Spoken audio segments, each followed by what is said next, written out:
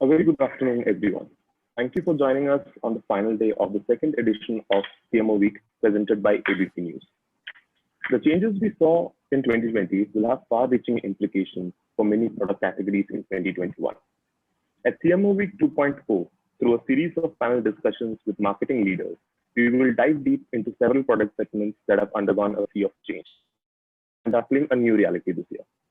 To begin with, I would like to thank our sponsors, presenting partner ABP News, associate partner Shutterstock. On the panel, we have Ms. Nikita Bhargav, co-founder Integrity, Mr. Pawan Sarda, Group Head Digital Marketing and E-commerce Future Group, Mr. Prashant Verma, Senior Vice President Marketing Grocers, Mr. Ritesh Gadi, Head of Marketing Nature's Basket. Now, introducing you to the moderator of the session, Ms. Ashwini Gangal, Executive Editor at afaqs. The audience is requested to stay back after this discussion for an exclusive interview with Mona Jain, Chief Revenue Officer, ABP Network. Once again, thank you, everyone. Before we start, can we have the AV, please?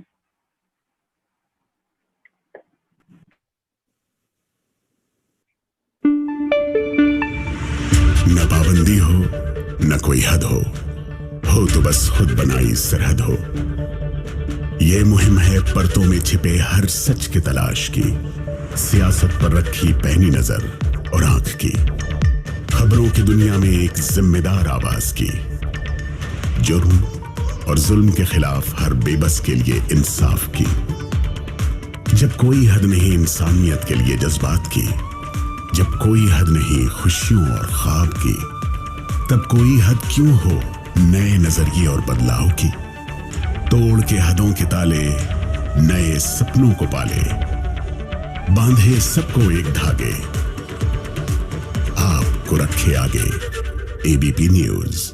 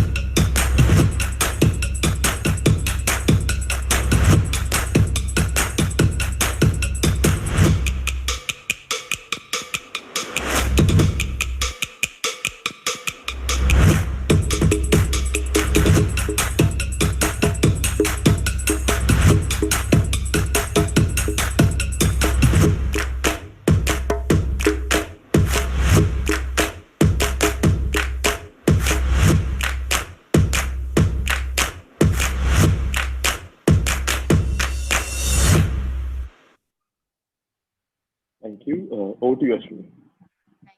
Thank you very much, Abhinav. Hi, everyone. Warm welcome to all my panelists. Hi, audience. Thank you for being here. Welcome to the fourth panel discussion of CMO Week. Now, before we begin, I'd just like to give a very quick recap of the sessions we've had so far. On Monday, we discussed the ready-to-cook market. On Tuesday, we had a discussion around digital payments. Yesterday, we had a session on the e-learning space. And today we're here to discuss the online grocery segment. Now, the online grocery space is a very interesting space indeed, because it has gone through such a transformation over the last 12 months. Previously, ordering one's groceries online was just a matter of convenience. But in the context of a public health crisis, it has been reclassified as an essential service.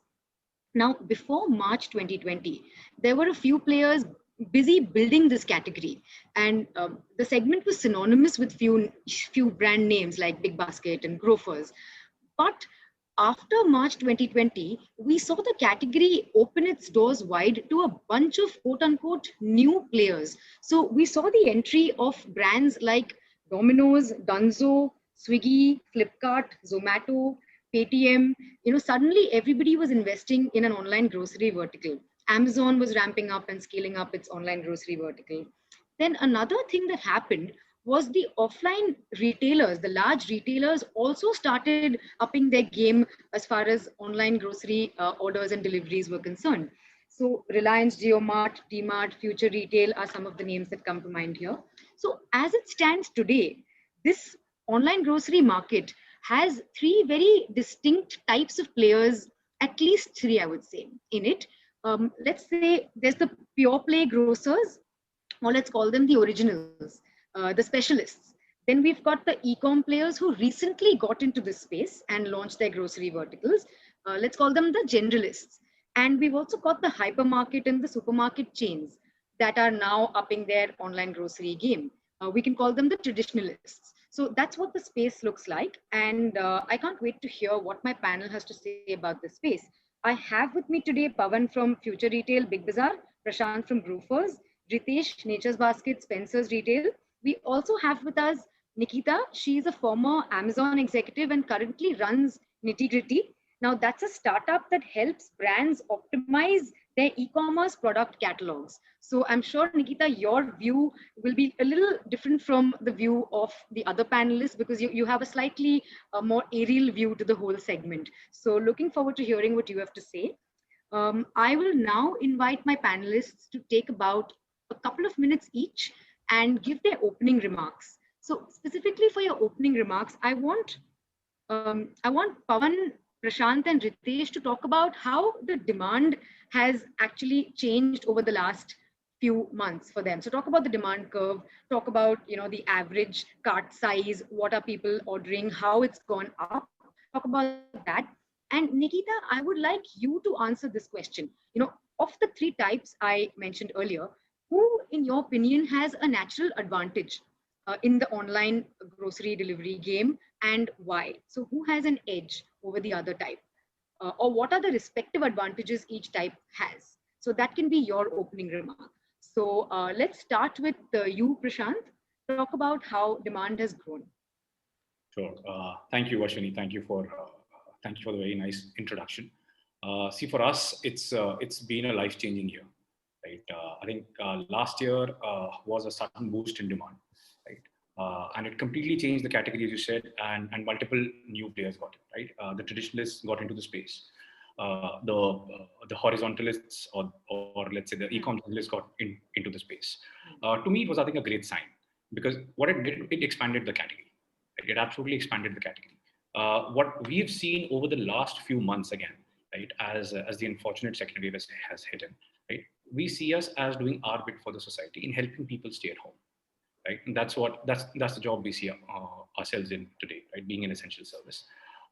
We have seen again an uptick in demand, and of course, it started off in Maharashtra, where the lockdown was announced, where the curfew was announced first. We've seen presently a 60% increase in demand, right? Over let's say the previous month, and to me, this number is actually increasing week on week, right? As we speak. The categories that people buy in, they have also changed. Like people, for us, because delivery times also increased slightly, people also stock up more.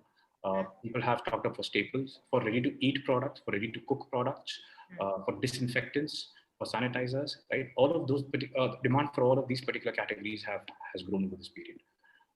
We are also seeing a 20% increase in ticket size, right? So, see, we are a technology company, a technology first organization who happens to be in the business of selling groceries. When the last lockdown hit, we also innovated on the technology front and added features on the app. Like people, if your delivery time is after 4 days, you could edit your cart and add more items to it till let's say a few hours before delivery. Yeah. So that has also helped in increasing the ticket size, and it has provided a convenience and a real solution to a customer, right? Who may find it difficult to get slots, who may find it difficult to step out during this period. So yes, there has been a surge in demand. There's been a significant surge in demand. We do anticipate that to get even higher over the next few weeks. Yeah, absolutely. I mean, we all saw Albinder's tweet a couple of evenings ago, right? When the Prime Minister was about to make an announcement, and 6 lakh carts were ready, at the ready for checkout. Yeah. How many of those converted, by the way? So one, I think he underquoted slightly. There was slightly more than that, right? But a significant number of that converted. Significant number of it converted on that same day. A good chunk converted on the day after that as well. And yeah, so there is pretty much demand lined up for till the weekend for us. That's right. I'll come back to you, Prashant. I have a lot of questions. Ritesh, why don't you go next? Thanks, Ashwini. So I think I will directly come to the demand curve. So the way I divide this into 3 phases. This entire e-commerce adaptation or technology people are ordering grocery online definitely has changed during the pandemic. Now I will divide into three parts. First part is pre-pandemic. Suppose I used to do 1x before pandemic. Hmm. My online conversion or online sale or out of home sale, I reach it from 1x to 2x. Okay. Okay, this then from 2x it moved to 3x in the peak pandemic, which is in May. Now that peak has continued, that 1x to 3x has continued till September. Now September onwards, this 3x has moved to 2x. Okay, and that means pre-COVID level to post-COVID level, where the cases has come down little bit in September, October. My demand of online has remained the same, just that number of transactions has come. That means that is a clear indication that customer is, the convenience that he want, the ordering that he is, convenient with, or the kind of products that he is getting on time is habituated to it, and that habit has become not from essentials to the convenience. Now, what is happening now after now this second wave? Now things are completely changed. From 1x, my business has moved to 4x. So basically, from 1x we moved to 2x, from 2 to 3 in the peak pandemic. Now it is 4x because it is, second wave. Now, what is the difference that we are seeing? The three key differences that I see in consumer behavior. One, there is no panic buying, which used to happen during the peak COVID last year in May. Okay. This year, I don't see that. The transactions remain the same. More and more people coming and buying online, but the average ticket size has come down. Now, I say last year it was more about, there was a panic buying. All of a sudden, there was a lockdown that is announced. Nobody expected how this going to be turned out. So that is the reason there was a lot of people coming and buying. There was a hoarding of products. But this year, what happened? Customer is aware the kind of products that they are going to get, the number of players they are there who going to deliver them. So from convenience, they move to experience. Now, customer is expecting a experience in online delivery. It is no more about convenience. I think convenience, all the brands are delivering. On-time delivery, getting your free deliveries, giving the offers. I think it is everybody is expected out of all the brands. Now, customer is expecting more experience, how you can add more value to your overall online shopping. So that clear shift I can see. I can see a customer asking me, this year in summer, I buy mangoes from different origins. Badami, mango of South. There's a different kind of Alfonso mango. So one of the customer asked us, I don't want to go out because I don't want to touch all the fruits in the market. Can you create something where I can see and feel what kind of mangoes this is? Can you send me the samples to my house online? Then we'll place an order.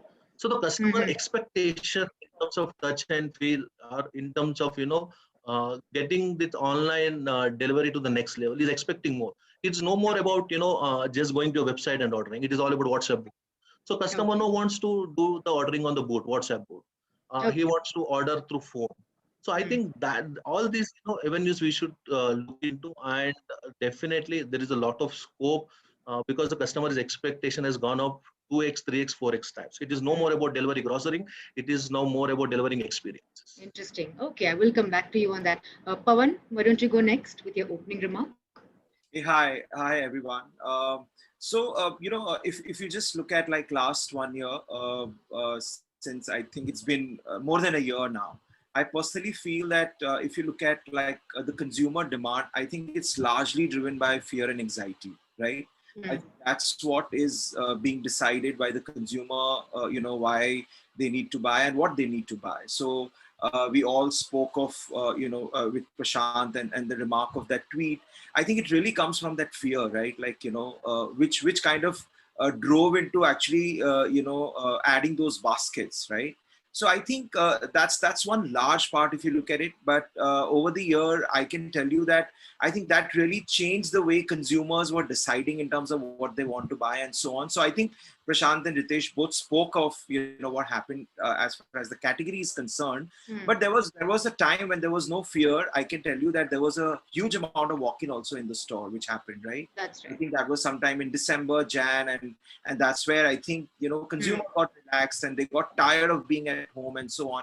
So it's time which will tell us eventually, like how consumer kind of adopt in terms of what.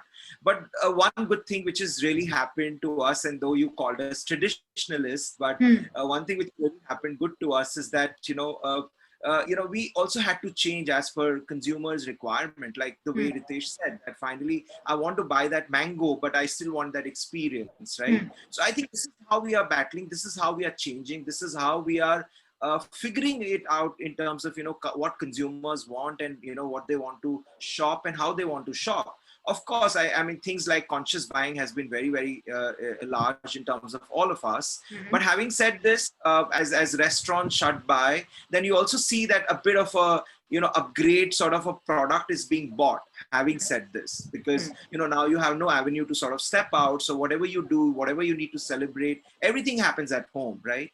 So I think it's a mix of everything, which I think consumer are teaching us. I mean, that's the bottom line. I would put it that they are really teaching us in a big way in terms of what they are expecting. While I think, as you mentioned, that everybody's got into this entire, of digital shopping for the consumer, but I think everyone also needs to create a differentiation. Of right? course, yes. In fact, I will get to differentiation. Yes, absolutely. So I think, yeah. So I think that's where we are, and I mean, I think there's a big change in the consumer behavior, but I think we all need to adapt it and move on with it. That's Definitely. what. Yeah, I will come back especially on the point of differentiation. Nikita, why don't you come in here and do talk about who, in your opinion, has an advantage and what that might be? Thanks, Ashwini. I don't know if there is a clear advantage one has over the other. I think each one has a different role to play. Right. The originalists, like the grocers and the big basket, are ahead of the curve, and they will be ahead of the curve unless they do something totally wrong. They are ahead of that race, so they are in a really good space. The generalists have the advantage of the amount of traffic that's coming in, you tend to go to the generalist like an Amazon or a Flipkart for a lot of other things. And if they can give you the same kind of service on grocery, why not? It's just easy. There is a certain comfort level with them, and therefore it's nice that they have this also. I think the ones who are in a really good place, or a place where they can really innovate, are the traditionalists. They have captive audience because they come into their stores. Now, how do they get those guys now to order from them? And like Ritesh and Pawan both touched upon it, I think they need to really innovate, and this whole thing of, I love the fact, Ritesh, that you actually send samples home for someone to test it before they could buy it. I think those are the things that customers will want from these guys. And I think if they can bring that, bridge that gap for them, I think they might be someone that other two might have to watch out for, or the other two might have to think of what can they do to bring this kind of personalization. Because I do know people love, at least Indians love, the whole idea of going out and picking the fruit and smelling the fruit and then putting it into their basket. Now, that whole smelling the fruit and the smelling that ripe mango to see if it's ripe is completely gone, So how do we bring smell and feel into e-commerce is I think a lot of people are struggling with. And if you can crack that, I think you're going to win that race. Right. Oh, wonderful. Competition is indeed stiff. Just a couple of announcements. Audience, I can see some questions coming in. Keep them coming. Do send your questions. We'll get to them if there's time. And also another announcement, at 4:45, we have a special interview with Mona Jain of ABP. So do stay tuned for that as well. Now, thank you for your opening remarks. I'd like to go to Prashant with my first question. I have to ask you this. Back there, when I classified you as a specialist, there was this voice at the back of my head reminding me to ask you that you are looking to move beyond grocery, and Grocers is now investing in its own labels and, is looking to sell home decor, books, apparel, appliances, durables, and that's not even an exhaustive list. So my question to you, Prashant, is that what are the challenges that come with this kind of diversification? Because there's this whole grocery identity you have. I mean, I can't imagine buying a chudidar kurta on Grocers. And I remember when my publication wrote about this, we asked Nikita to weigh in on this development. And she said that, imagine Nykaa selling vegetables. So it's, do talk about that. And Nikita, you can probably jump in and, talk about the CX aspect of this, because on one platform, Prashant will now have groceries and a lot of things that are very far removed from groceries. Prashant, first, I'm really sorry about that. Okay, I didn't know you then. No, it was a very good point, Nikita. It's valid. So I'll address this. See, we are a grocer first, right? And at the heart of it, we are, as you've labeled us, the originalists. Right? So we are a grocer, right, at the heart of it, who also happens to now sell other categories as well. See, as I said, we are a technology company. Technology is the core of our DNA, right? We tailor consumer experiences on the app in terms of their browsing behavior, in terms of what time do they come in order, in terms of their past purchase behavior, in terms of what kind of products do they want, right? In terms of what kind of delivery slots do they want. So everything is actually personalized on the platform. Right? These categories are there to be introduced to people who have adopted us for grocery shopping, and then seeing their respective purchase patterns to introduce the other categories into the fray. Right? For us, it's about, as Pawan and Ritesh already pointed out earlier, I think consumer experience is first and foremost. Yes. Right? Whatever solutions that we're bringing on board, be it adding a particular category, be it adding a particular delivery slot, be it adding any other, let's say, category which goes beyond grocery. Right? It stems in from data. Right? It stems in from the fact that, hey, which, by the way, we have done multiple researches on the app as well for people, in terms of for loyal customers to say that what else would you like to us to sell, right? And it goes back to the merchant partners. New merchant partners get onboarded for a particular consumer set in a particular hyperlocal locality to set this up, right? So for us, it is technology which is driving all of this, right? That is the core through which we innovate with all our offerings, right? We aim to provide meaningful solutions to customers, right? And if they want us to sell something, we'll get it for them. Okay, now that is interesting. And Nikita, do weigh in here, because you said you made another very interesting point in that article I referenced earlier. You said the CX has to be looked at very carefully, because you have to have a different experience on the Grofers platform for groceries versus appliances versus home decor or fashion or books. Talk about that. So I get where Prashant's coming from. I'm sure he's done his research, and data must have backed the fact that why they've got into certain categories. There's also so much traffic coming in, and I'm presuming if they're buying groceries, they also have other home requirements, and why not offer that? It's just that, when you're known for something, to suddenly shift and say, I'm suddenly doing fashion or I'm doing home, in your head, you're just thinking like you've gone into a grocery store, but suddenly you're seeing fashion there, so it kind of is a slight disconnect. And I don't know, I haven't seen what your pages look like for fashion or for home decor, but I'd love to see how does one navigate through groceries, or are you giving me the moment I log in, do I suddenly go into a different store within the store? Is it like a mall that you have envisaged, or is it like a supermarket? So that's all. So I think that's a very good point which you raised there. How it works for us is, like, see, brand and digital have been two digital, I would also now call it more traditional form of marketing, because it's also existed for 20 years. We're now getting into the age of customer lifecycle marketing, right? And customer lifecycle management. For us, we use tech to build our consumer life cycles, right? For us, we only introduce a particular category in a consumer's life cycle, depending on the previous purchase patterns. Yeah. Now, when you said how are we differing the UI and UX behind it, yes, we are developing that to absolutely change the UI for a consumer who enters grocery in their particular life cycle after they've been more habitual onto the platform. That's when we start seeding in other categories. And by the way, this just doesn't happen for, let's say, fashion. For me, I think the insight here is grocery is not one category. It is a bunch of categories. And that is where I think a lot of the generalists have not got it right. It's not one category. It's a bunch of categories. People don't go to purchase grocery. They go to purchase some personal care items, some shampoos. They go to purchase, let's say, your staples, your atta, dal chawal. They also have in their list a bunch of other items purchasing to home care, right? And all of this goes in as one basket, as one cart together, right?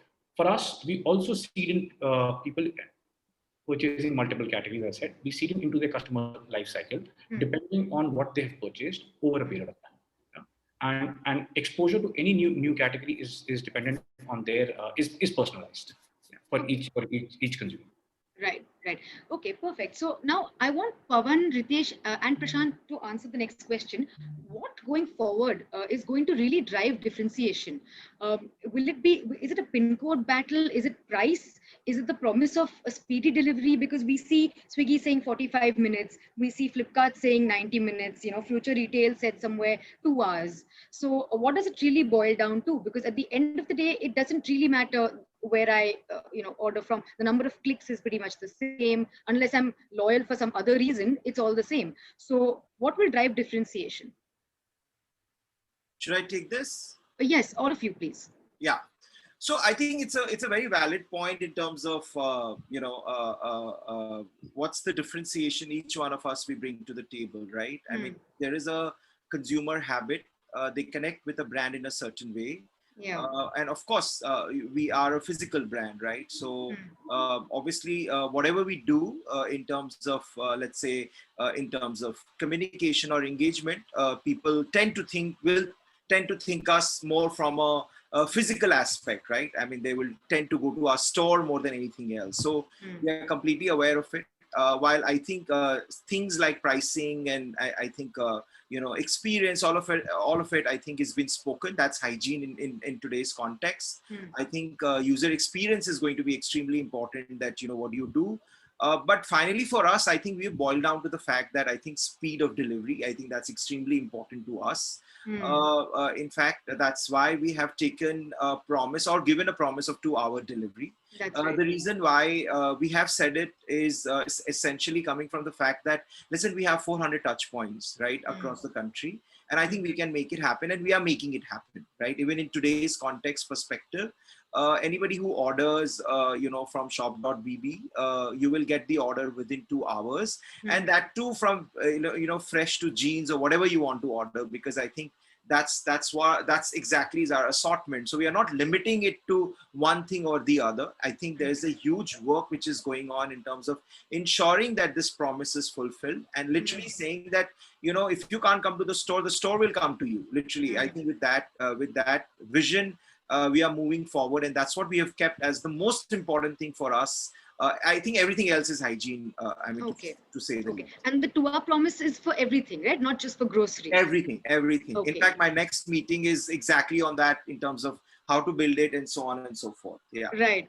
Prashant and Ritesh, do you agree with Pawan? I mean, what does it really come down to, differentiation, and how important is the time speed element? Sure. I agree with Pawan sir. I think 2 points he made very relevant. We were all physical stores, right? So for us, we are omni-channel, but first we are physical stores. Still, our 80% of the business comes from offline stores. But what the consumer teaching us, consumer teaching us, keep up your promise what you're given, and how can you differentiate? As I said, we can only differentiate by experiences. I still feel, that speed of delivery, which we all spoke about. Even we promise a 90-minute delivery.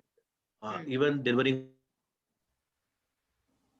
you want on time is all basic hygiene now. Even UI and UX will become basic hygiene in next 6 to 1 year. After that, how we are going to differentiate? I think that is a very good question and very important to all of us to know. Yeah. So I think for us, frankly speaking, Nature's Basket assortment is different. Nobody else is there in the market as of now. The kind of assortment that we provide to the customer. So for us, it has become very easy. But at the same time, what happened? My customer is very mature. Is very evolved. What he's saying, suppose if I am buying a keto diet dough, he want to understand how to use it. Now I have to create a QR code, scan on each product, videos to teach him how to use this product. Because most of my products are international cuisines and international imported products. So there is a demand from the customer to show us how to use these products. Probably that is one more experience. Because experience of customer is, UI, they don't want to go to the website or M site. What they're asking is, how can I order through voice based? How can I order my daily? Because we are a neighborhood store. He's asking, how can I type my 5 items which I need on a daily basis and you deliver me immediately? So how can that experience can be provided?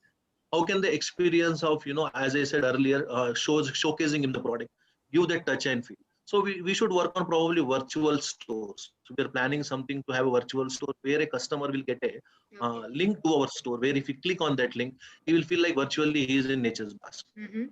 So I think what I am trying to say is that, all this will be the differentiating factors, and this differentiation will come only through experiences. It is not about delivery.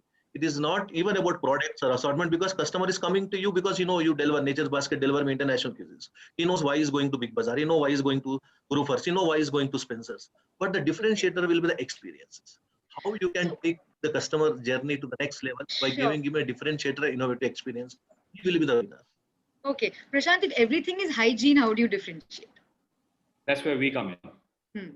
Yeah. So I think what Pawan and what Ritesh have already pointed out. Right, there are 3 or 4 key pillars here on which you are building the brand. Yeah. There is assortment, right? Yeah. That's a vector of consideration that drives consideration in the category. Yeah. Of course, price, which is very important because it's a category of need and not want, unlike the rest of e-commerce. There is then the delivery angle to it, right? In terms of immediate delivery or a particular slot in the morning or next day delivery, and there is customer support, customer service which comes in. I think all these 4 come together to create an experience which Ritesh and Pawan have already pointed out, and the differentiation lies in the experience. Right? We were the original hyperlocal marketplace back in 2015, delivering in 90 minutes or 60 minutes, right, across markets. We evolved to a very different model because we listened to the consumer. Right? Listening to the consumer and adapting to their needs is very important. And this experience which we spoke about, right, taking assortment, taking pricing, taking delivery times, and taking the customer support, right, all of them together to create a particular experience. For us, when we come in is personalization. There are people who are coming to us who prefer a certain price, but they're okay to have delivery in 2 days. There is a particular set of consumers coming to us who want their organics and want it delivered on the same day. Right? You have to tailor the platform. In online, that's where the differentiation lies. Right? That's where technology comes in, right? To create a different store for Prashant, a different store for Pawan, a different store for Ritesh, a different store for Nikita, and a different store for Ashwini. Right? And each time you open it, it changes depending upon your purchase patterns. That is the level of customer experience which we are actually aspiring for. Right? It depends on the experience. Those experience depends on all those vectors which we spoke about, and eventually that experience needs to be personalized. Okay, very good answer. Nikita, do you want to weigh in here? What do you think will really help all these players in the space differentiate? And it's not just the faces you see on the screen right now. There are so many others, like, there's Domino's, there's Shop Clues. I can order groceries absolutely anywhere today. I think there is enough space for everybody. The market is so big, and I think each one will carve a niche for themselves.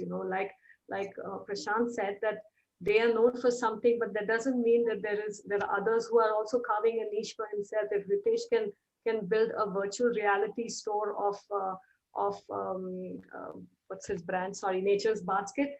That would be a great experience for his customers, because that's the kind of personalization he's looking for. If the customer is looking for that kind of navigation, and I'm sure, Pawan, I think you are the original supermarket there. You have jeans and vegetables in the same store, and it does not make me uncomfortable. So you will thrive in that space. So I think everyone will carve a niche for themselves, and while the generalists will also be there because you're comfortable with them, because they are your everyday, for everything you go to them. I think the guys I'm waiting to see are what GeoMart's going to do to this in this space. How are they going to scale it up? I know that they're in conversation with WhatsApp, and I want to know what that's going to bring. That would be a game changer. I would love to hear what y'all have to say about that. Okay. Yeah, fantastic. So, I have a couple of questions. Now, I just want to understand, at what point do more entrants stop delighting existing players because the category is growing and start threatening their business because competition is suddenly stiff? Because I know it's all about growing the ecosystem. Everyone feeds, into everybody else's success story. So yes, it's about building the ecosystem. But Prashant, now there are so many types of players here. At what point do you start seeing them as oh, wait a minute, like we've grown the category, now it's a real threat? So actually, I think for the next 10 years, we'll keep growing the category. I think that is the state of where the category is. Grocery as a business is bigger than grocery retail as a business is bigger than every other retail combined. That is what we're talking about here. When Nikita pointed out that it's probably space for everyone, there probably is, because it is just so big, right? And I honestly don't see one winner in this case. From a market standpoint, right, in terms of growing the category. And why I said it is, see, there are 100 million internet shoppers in the country today. Yeah. Another 100 million are expected to come in the next decade. What we are preparing for today is not just this 100 million who are shopping today. We're actually preparing for the 100 million also of tomorrow at Grocers. Yeah, because they are the ones who will be entering the category via grocery. They're not going to be spending money on 10,000 rupee mobile phones. That's interesting. They are entering through grocery. That is what they're. Again, this is a need-based e-commerce business, not a want-based e-commerce business. All horizontals, all the generalists, they are wants. This is need. Right? Right? So that is essentially what we are trying to do. Of course, at what point do you say that, hey, this stops being a market penetration exercise and starts becoming a share gain exercise? I see it as a category penetration exercise for the next 10 years. 10 years. Okay, wow. Ritesh, Pawan, what do you think? Because the consumer is really spoiled for choice.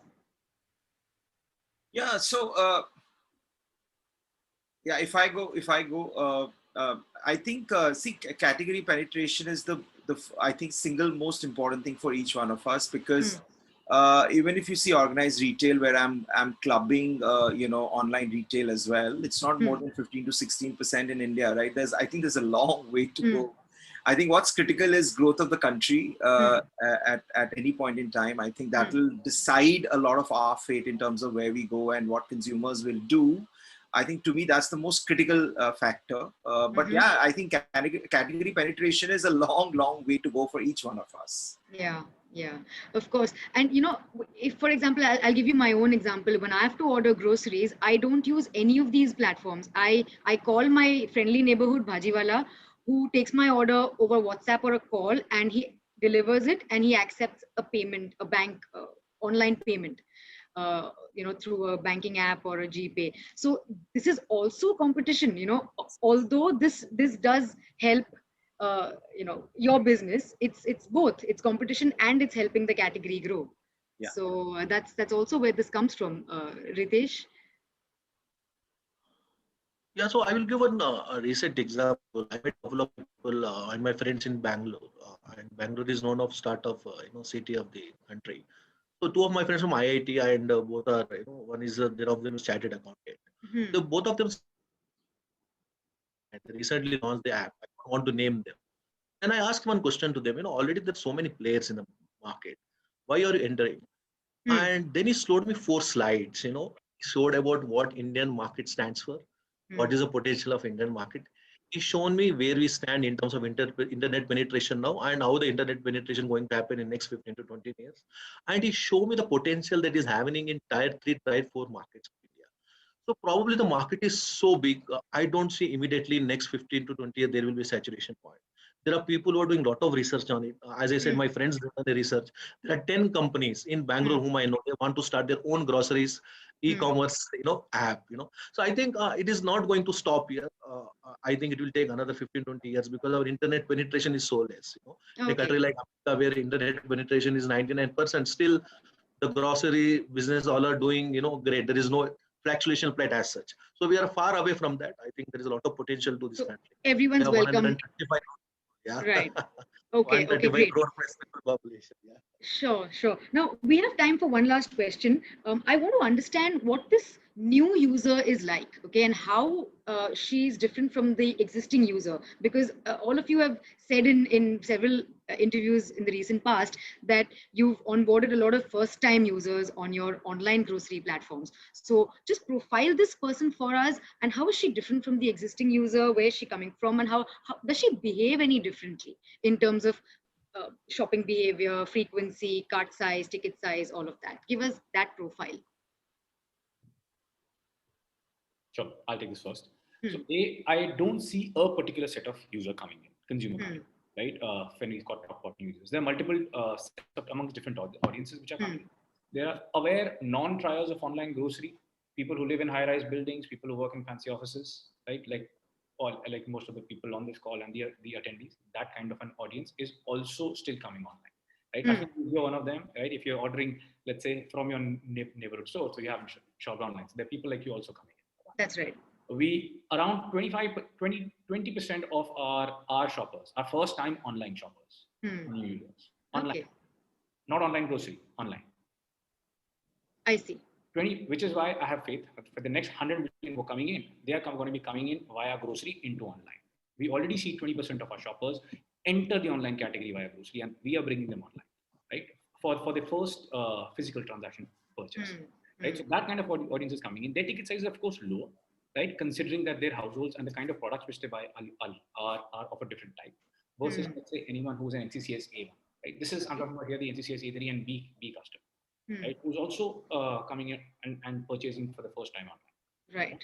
So their baskets are different. Their baskets are smaller, right? Their experience needs to be more tailored because they need assisted shopping also on the online grocery platform. Considering that this is their first online purchase, not just the first online grocery purchase, right? Interesting. So the experience for them needs to be tailored in a different way. Whereas the other person who's coming in the CSA1 shopper, they look at convenience. Say, hey, I want my products this, right? I want a good browsing experience. Whereas they want a more informative browsing experience. The other side. Yeah. So I think so we do see both sides coming in, right? And as I said, the market is still huge, as I think Pawan already pointed out. If you even include the supermarket, right? Even then, like it's 15 or 18% penetration across major metros. Forget the country. Yeah, that's a very nice insight. It's a very long way to go. It's a very long way to go in the category, and you will still see all kinds of users who are actually coming. Yeah.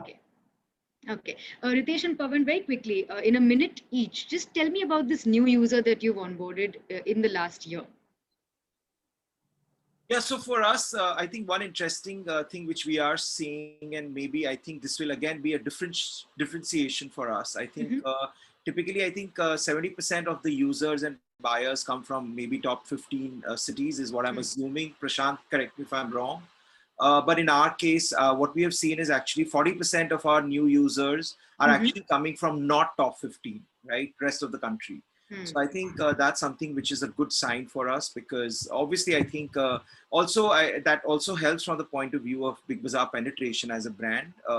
That kind of is helping us. So a lot of, I think, tier 2 cities is really getting us, at least coming to our ecosystem to sort of shop. Right now it's a need. We'll see how it goes, but that's one thing which I have seen. But of course, I think new users will always be there, right? I mean, such a large country and so little penetration. So I think each one of us will always chase that first time user for sure. I mean, there is no denial, but as I think Prashant pointed out, some really key things in terms of personalization or simplicity. I think these are some things which are very, very important. Each one of us will have to keep in mind, right? Keeping that new user or from experience or even slightly a customer which is slightly more evolved in terms of personalization. So I think it's a journey. I think each one of us will learn. We'll learn from Prashant, because I think he's the one who's leading it. So yeah, but the point is, I think that there is a long way for each one of us. No, of course. Ritesh? And we really admire Prashant's, at least the moment marketing piece bit. I think it's very, very interesting. So I must say that. We're still learning, Pawan. Yeah. Indeed. Ritesh, what's your new user like? Give us some insight. We have to move on to the next segment in exactly a minute. So if you can briefly give us some sense of your new user. The new users, we are getting 30% new users, month on month. And during pandemic, we have loyal customers of the age group of 35 to 45. Right. So what we witness is one of the insight of the new customer or the profile is from the age group of 20 to 25 or 28, male, female, very up market, and what they're expecting is they're not loyalist. They're the people who want to come during pandemic and experiment, because they have seen the videos of making a lot of international recipes or bakeries, and baking cakes, and they come to us that for particular product. So their behavior is very simple. They come, what they want, they buy it. They're not loyalist. If they probably get some other good deal or good product some other way, they will go off. There are two sets of customers that we get. One is, which I told, 35 to 40, where they're all loyalists. They are there. But the new customer who are entering us, they're all are non-loyalists, and they're in the age group of 20 to 25, 28. First time. Now, they come for the specific need. The ticket size is low. The frequency is high. The visit is more, and the ticket size is low. Whereas the loyalist, the frequency is, the ticket size is more, and the visits are less. But here the visits are more. Why? Because there is a need for certain product. He comes to us and he buy that product, so that ticket size is less. So this is a kind of a profiling. But now our challenge as a marketer is, how to get the non-loyalists to become loyalists. Yeah, of course. So that is a challenge. But the new millennials, we can call them, they're the people who are watching, Instagram videos and everywhere digital videos on recipes, international cuisine, because a lot of people home during pandemic, and everybody is only talking about food, and most of videos and most of the content was around food. So probably they want to learn new things, and they want to, showcase new recipes. So that is where they're coming to Nature's Basket. Right, So that's this is very a kind of interesting. new set of customers. The first time a buyer comes for a very specific something, like maybe an avocado or whatever. Yeah, very specific thing to shop. Avocado, blueberry, probably a specific health-related product, immunity boosting product. Got it. Got it. Yeah. Fantastic. Great. I'm out of questions. Thank you very much, Nikita, Prashant, Ritesh, and Pawan.